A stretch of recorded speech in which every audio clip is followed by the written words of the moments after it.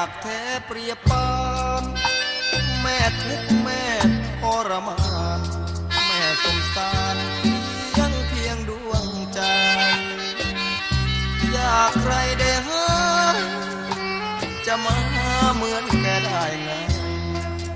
ควรเธอทูลไว้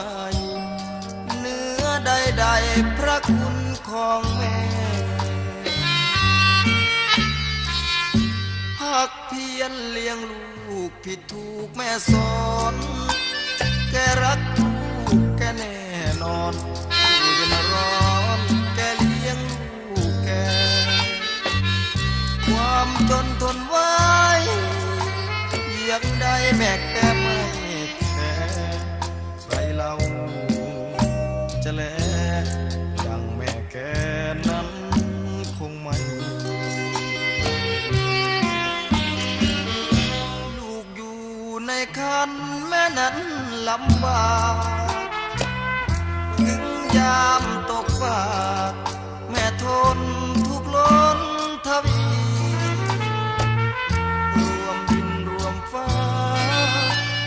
จะหาดังแม่ไม่มีแม่เราผู้นี้ลูกจะมีแม่เพียงผู้เดียวแฟนเปลกล่อมแม่ยอมสู้ทนแกรักลูกแกทุกคนแม่ยอมทนทุกตัวเป็นเกลียวคนเดียวเท่านี้เรามีแม่เราผู้เดียว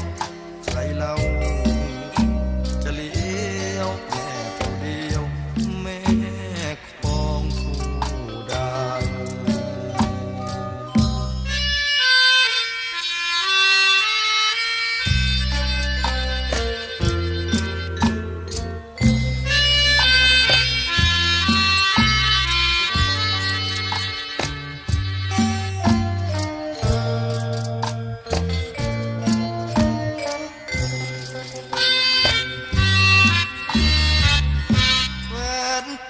กล่อมแม่ยอมสู้ท